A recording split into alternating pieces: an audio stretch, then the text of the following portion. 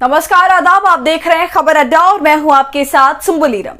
दोस्तों, जज लोया की मृत्यु कैसे हुई, ये सवाल अभी तक लोगों की नजरों में बना हुआ है और कुछ कुछ वक्त पर यह सवाल खड़ा हो ही जाता है। और इसी तरह भाजपा के काले इतिहास से जुड़ा एक और नाम है संजीव भट्ट का नाम, जो पूर्व आईपीएस ऑफिसर हैं। अब सोशल मीडिया पर इनको लेकर ग्रॉक से सवाल पूछे जा रहे हैं, खासकर उनकी मौजूदा स्थिति और पिछले विवादों के बारे में। भट्ट जो गुजरात कैडर के पूर्व आईपीएस अधिकारी थे 2002 के गुजरात दंगों में, और उनका नाम लगातार चर्चाओं में इसलिए रहा क्योंकि उस वक्त के मुख्यमंत्री नरेंद्र मोदी पर उन्होंने आरोप लगाए। लेकिन अब फिर एक बार ग्रॉक से पूछा जा रहा है कि संजीव भट्ट के साथ क्या हुआ, कैसे वो जेल गए और कैसे नरेंद्र मोदी पर आरोप लगाने की वजह से उन्हें कानूनी प्रक्रिया का सामना भी करना पड़ा। तो आखिर क्यों अभी तक संजीव भट्ट जेल में है, ये वो सवाल है जिनको लगातार ग्रॉक से पूछा जा रहा है और ग्रॉक इन सवालों की सच्चाई भी बताते हुए जवाब दे रहा है। तो दोस्तों, ग्रॉक ने संजीव भट्ट को लेकर ऐसा जवाब दिया है जो हकीकत को दिखाता है कि भट्ट क्यों जेल गए और वो क्यों अभी तक जेल में बंद है। तो कैसे अब एक बार फिर से ये मामला सुर्खियां बटोर रहा है और कैसे नेहा सिंह राठौर पूरी की पूरी भाजपा मंडली के पीछे हाथ पैर धो के पड़ गई हैं, सब बताएंगे आपको इस वीडियो में। तो आप हमारे साथ अंत तक बने रहिएगा। दोस्तों, दरअसल एलन मस्क के आर्टिफिशियल इंटेलिजेंस ग्रॉक के आने के बाद लगातार उससे सवाल पूछे ही जा रहे हैं। कभी आरएसएस को लेकर सवाल पूछा जाता है, कभी नरेंद्र मोदी को लेकर, उनकी नीतियों को लेकर, उनके फैसलों को लेकर सवाल किए जा रहे हैं। और इससे अलग लगातार यह भी पूछा जा रहा है ग्रॉक से कि गोदी मीडिया कैसा है, टॉप गोदी एंकर कौन कौन है, टॉप गोदी चैनल कौन कौन से हैं। लेकिन अब इन सब सवालों के बाद अमित शाह को तड़ीपार क्यों कहते हैं, फिर जज लोया का सवाल, तो इन तमाम मुद्दों के बाद सोशल मीडिया पर लोग पूर्व आईपीएस अधिकारी संजीव भट्ट को लेकर सवाल पूछने लगे कि वो जेल में क्यों हैं।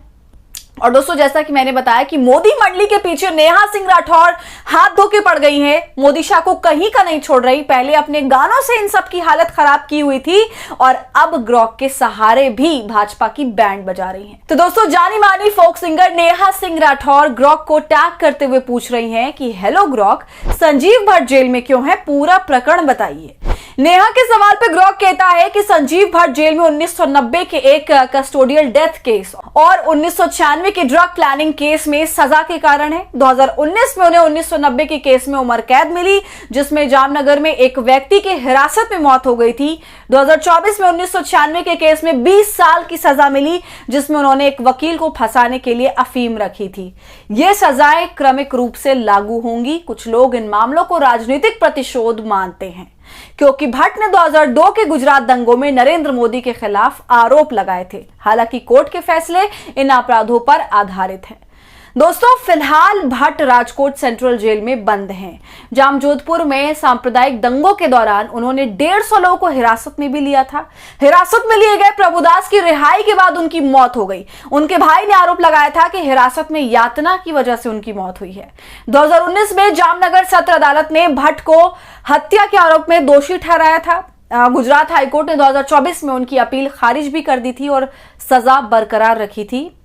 तो दोस्तों, 1996 के मामले में भट्ट बसाना कांडा के पुलिस अधीक्षक थे। उन पर राजस्थान के वकील सुमेर सिंह राजपुरोहित को झूठे ड्रग मामले में फंसाने का आरोप लगा था और पुलिस ने यह दावा किया था कि पालनपुर के एक होटल से 1.15 किलोग्राम अफीम बरामद हुई, लेकिन बाद में यह मामला फर्जी पाया गया था। मार्च 2024 में पालनपुर सत्य अदालत ने भट्ट को एनडीपीसी अधिनियम और बाकी धाराओं के तहत दोषी ठहराया था और 20 साल की सजा सुना दी थी। लेकिन उनकी पत्नी जो है श्वेता भट्ट हमेशा से आरोप लगाती रहती है कि भट्ट के साथ जो भी हो रहा है वो नरेंद्र मोदी पर उन्होंने गुजरात दंगों के आरोप जो लगाए थे उसी वजह से हो रहा है, उसी की खींच निकाली जा रही है अब तक।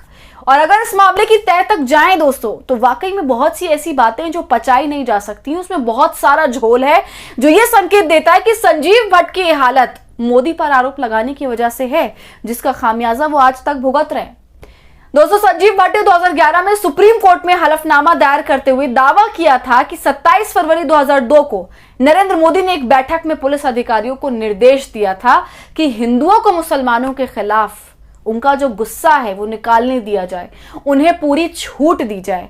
यह दावा गोधरा कांड के बाद हुए दंगे जो थे 2002 के, उस पर किया गया था। भट्ट ने कहा था कि वो उस वक्त उस बैठक में मौजूद थे जब नरेंद्र मोदी ने यह आदेश दिया था अधिकारियों को लेकिन सुप्रीम कोर्ट ने जिस एसआईटी की टीम गठित की थी उसने ऐसी किसी भी मीटिंग से ही इनकार कर दिया और उनकी उपस्थिति को ही खारिज कर दिया था, ये कहते हुए कि उनके दावे अनवेरिफाइड हैं और वो बैठक में शामिल नहीं थे। सुप्रीम कोर्ट ने भी 2002 में इस मामले में भट्ट के दावों को स्वीकार नहीं किया था और इसी के बाद भट्ट को बाकी केसों में सजा सुनाई गई थी, जिस पर भट्ट की पत्नी श्वेता भट्ट और समर्थकों का कहना है कि यह सब कुछ करी कराई साजिश है, उनके पति निर्दोष है।